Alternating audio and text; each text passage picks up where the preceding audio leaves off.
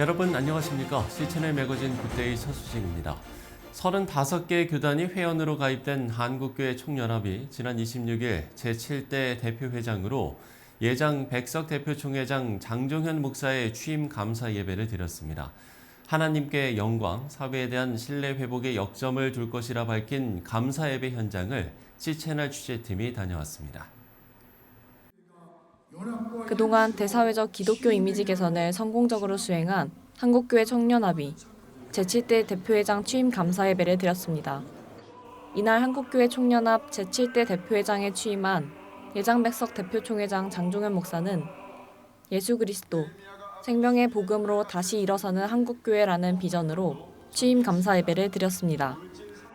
일부 취임 감사 예배에서는 예정백석 총회장 김진범 목사의 환영 인사에 이어 예장합동 총회장 오정호 목사의 인도로 기독교 대한 침례회 총회장 이종석 목사의 기도, 예장고신 총회장 김홍석 목사의 성경 봉독, 백성예술대학교 교수 중창단의 찬양과 직전 대표회장 이영호 목사가 말씀을 전했습니다. 하나님께서 이를 위해서 장종현 목사님을 세우시고 위대한 붕역사를 이뤄가실 것을 믿습니다. 위기는 기회입니다. 모든 것이 안 되기 때문에 우리 기독교를 통해서 모든 것이 잘 되게 되는 역사가 일어나게 될 것입니다. 이어서 한국기독교군성교연합회 이사장 김삼환 목사의 축도로 일부 취임 감사 예배를 마무리했습니다. 이어진 2부 순서에서 장종현 목사는 저는 정말 부족한 것이 많은 사람이며 한 가지 분명한 것은 하나님께서 저 같은 사람도 지금까지 사용하셨다는 사실이라고 말했습니다. 그리고 하나님께서 기뻐하시는 일이라면 무조건 순종하려는 작은 믿음을 귀하게 여기신 것 같다고 전했습니다. 새로운 한 회개를 기도로 준비하면서 한국교회가 하나님께 영광을 돌리고 사회적 신뢰를 회복할 수 있을지 생각해 보았습니다. 첫째는 하나님이 함께 해줘야만 된다는 것을 생각해 봤습니다. 두 번째는 서로 짐을 나누어줘야 한다고 저는 생각합니다. 서로 함께 짐을 지면서 그리스도의 법을 힘써 성취해 나갈 것을 다짐해 봅니다. 장종현 신인 대표회장은 한국교회가 사회적 신뢰를 회복하고 다음 세대를 믿음으로 세우며 자유민주주의를 수호하고 나라와 민족을 살리는 일에 한 목소리를 낼 수 있도록 앞장서서 섬기겠다고 강조했습니다.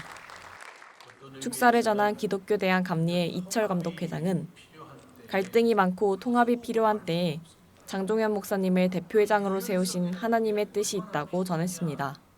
이 충청도 사람들은 유연성도 있고 포용성도 있지만 은근히 고집이 셉니다. 그리고 끈기가 있습니다. 그렇기 때문에 이 어려운 시대에 통합을 이루어가는데 굉장히 좋으신 품성을 하나님이 이 시대에 세우셨다고 믿습니다. 한국교회 봉사단 이사장 오정현 목사는 축사를 통해 21세기판 아브라함 카이퍼의 예를 들며 장종현 신인 대표회장은 기독교 가치관의 실천적 교육자이며 말씀, 기도, 헌신의 자세를 갖춘 이 시대에 준비된 대표회장임을 강조했습니다. 하나님이 통치하지 않으시는 영역은 단 한 평도 없다. 이번 2024년 섬기는 동안에 우리 앞서 인도하시는 하나님의 은총의 표징이 함께 하실 것이고 한국교회가 회복을 넘어 부흥으로 가는 단초를 마련하는 계기가 되리라고 믿습니다. 이어서 한교총 명예회장 소강성 목사는 축시를 통해 신인 대표회장의 취임을 축하했습니다. 설립 7년차를 맞은 한국교회 총연합은 이번 회기를 통해 공동대표회장을 맡은 4개 교단의 영역별 공동운영을 통한 전문 사역을 전개하기로 결정했습니다. 함께 기도의 힘을 모아 우리나라를 향한 하나님의 선하신 뜻이 온전히 이루어지기를 바란다는 장종현 대표회장의 취임사처럼 한국교회의 대표기관인 한국교회 총연합이 연합의 결실을 이루길 기대해봅니다.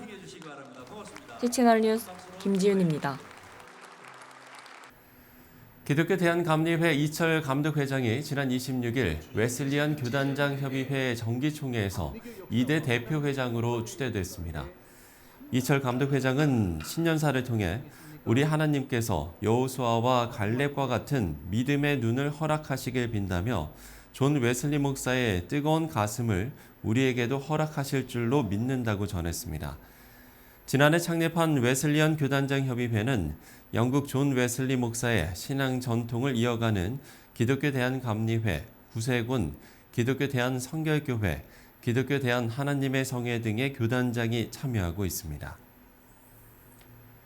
114 기도운동본부 주관으로 마련된 2024 비전을 위한 연합기도회가 26일부터 28일까지 원주 치악산 명성수양관에서 개최됐습니다. 기도가 답이다란 주제로 열린 이번 집회는 약 1000여 명의 목회자와 장로들이 참석한 가운데 합심 기도회와 특강, 예배 등의 순서로 진행됐습니다. 26일 저녁 기도회는 숭실대학교 이사장 오정현 목사가 흔들림 없는 섬김의 토대 제하의 설교를 전했고 27일은 예장통합 증경총회장 김사만 목사가 왜 기도해야 하는가란 주제로 말씀을 전했습니다.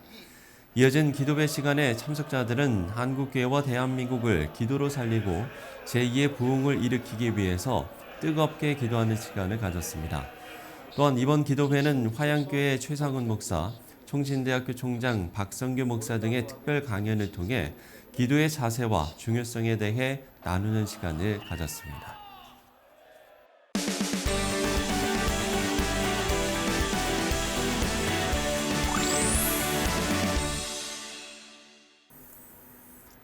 어느새 이렇게 또 2023년을 보내는 마지막 날이 다가오고 있습니다. 이 즈음에 항상 한 해를 돌아보고 정리도 하게 되는데요.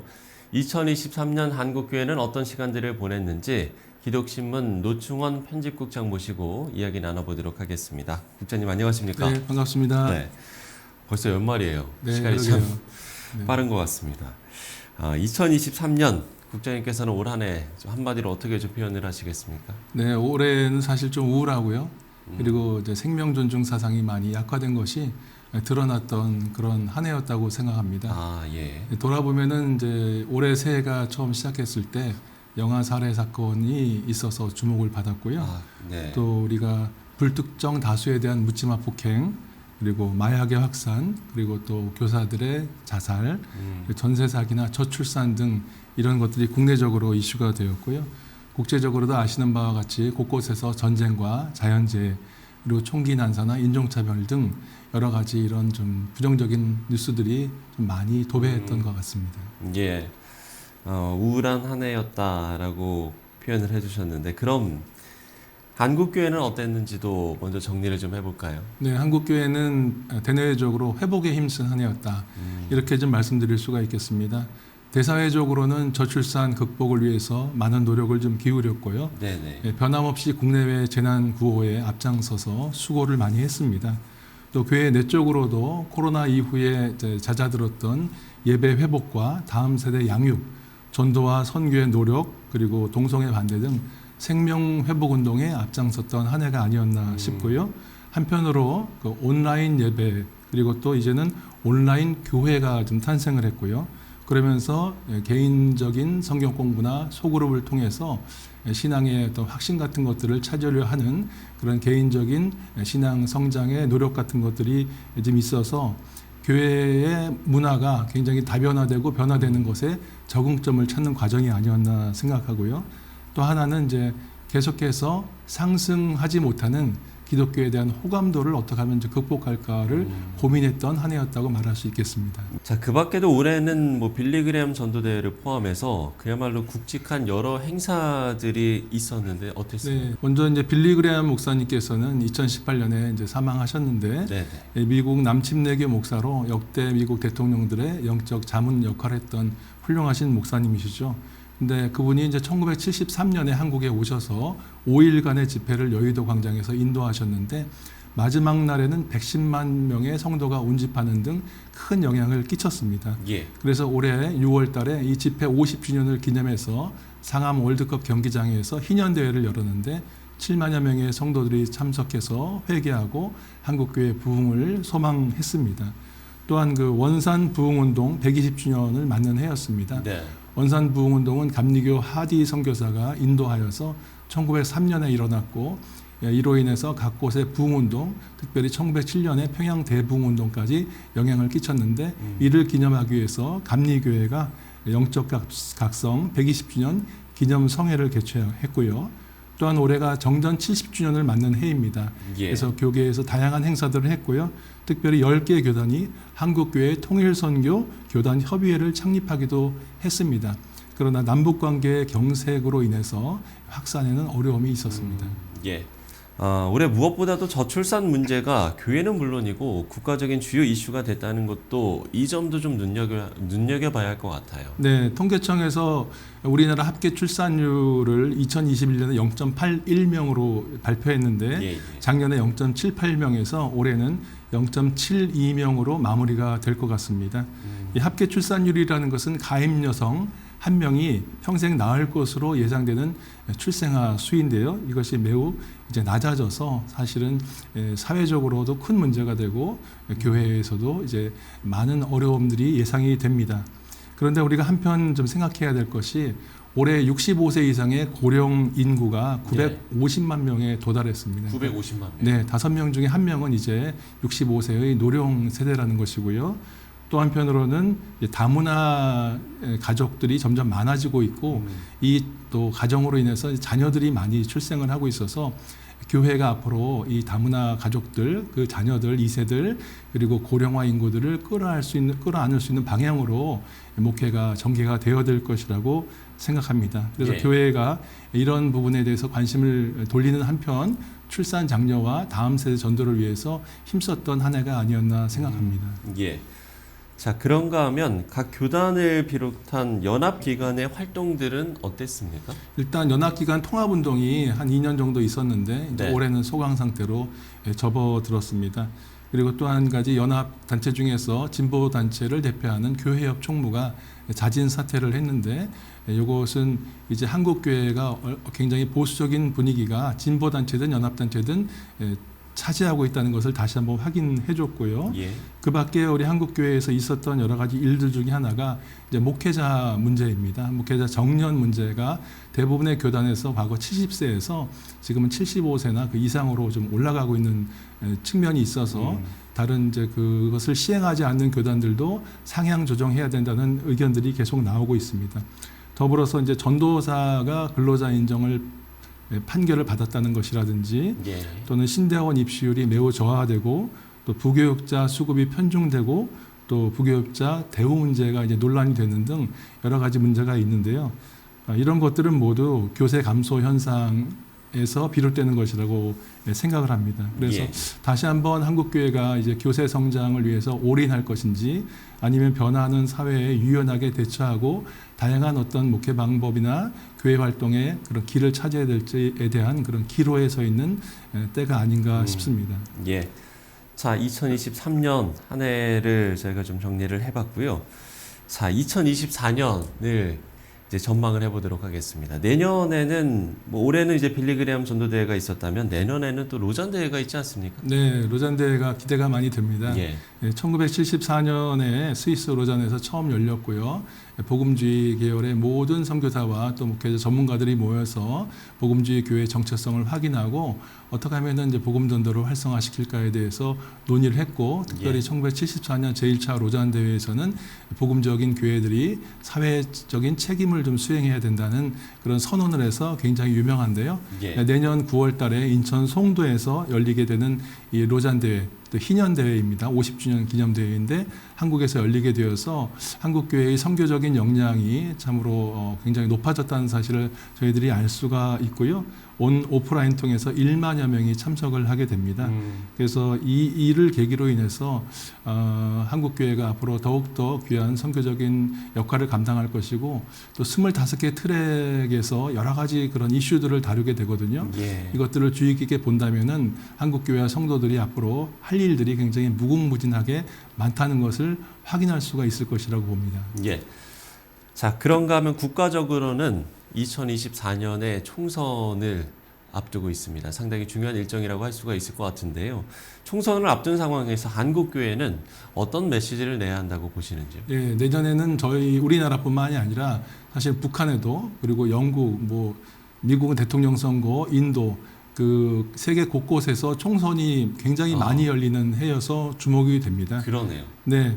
그래서 이제 그 총선을 앞두고 기독교 윤리 실천 운동이나 기독교 공공정책협의회에서 이제 어떤 후보를 뽑고 또 기독교가 어떤 점에 관심을 가져야 될지에 대해서 지금 정책 제안 발표를 하고 각 당에 질의를 하고 있는데, 일단 1월 4일 날 기윤실에서 22대 국회의원 선거 비전 정책 제안 발표를 하게 됐는데요. 예. 여기서 이제 다루는 이슈들이 이런 것들입니다. 교육하고 사회, 복지, 환경, 주거, 부동산, 한반도 평화, 노동, 생명 존중, 자살 예방, 이주 난민, 정치 개혁 등이거든요. 사실 이게 다 네. 포함이 되어 있다고 모든 이슈 보여집니다. 네. 이것이 그런데 이제 중요한 것이, 이것은 일반에게만 중요한 것이 아니라 우리 성도들의 삶과 교회의 나아갈 방향에 있어서도 굉장히 큰 영향을 끼치거든요. 그래서 이러한 것들을 통해서 좋은 후보자들이 선출될 수 있도록 일단은 교회가 관심을 좀 가져야 될 것 같습니다.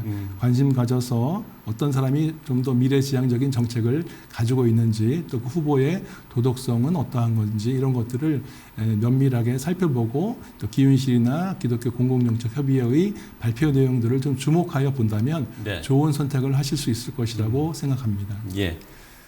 자, 말씀해 주신 내용들 우리가 기도 속에서 항상 기억을 해야 될 것 같은데요. 그러면 2024년 우리 한국교회와 성도들이 마음을 모아서 기도해야 할 기도 제목들 나눠주시고 오늘 이야기 마무리 짓도록 하겠습니다. 네, 올해는 좀 우울한 일들이 많았지만 새해에는 그러니까요. 또 하나님께서 큰 일을 하실 것이라고 기대하고, 네. 하나님께서 일하실 것이기 때문에 우리는 하나님의 쓰임을 받을 수 있는 하나님의 마음에 합한 사람이 되었는지를 늘 바라보고 반성하는 우리들이 되어야 될 것이라고 생각하고요. 예. 부디 2024년에는 이 상처 입고 또 암울한 한국교회에 이 사회에 한국교회가 화해의 직분을 잘 감당할 수 있는, 그래서 하나님과 사람에게 칭찬받을 수 있는 교회가 되기를 기도했으면 좋겠고요. 또 우리 땅의 아픔과 여러 가지 상처로 인해서 고통당하는 많은 이들이 있습니다.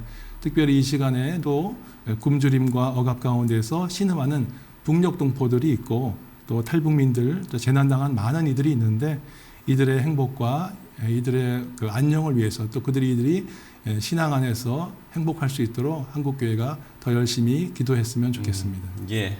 지금까지 기독신문 노충원 편집국장과 함께 이야기 나눠봤습니다. 국장님 올 한 해 수고 많으셨습니다. 새해 복 많이 받으십시오. 새해 복 많이 받으세요.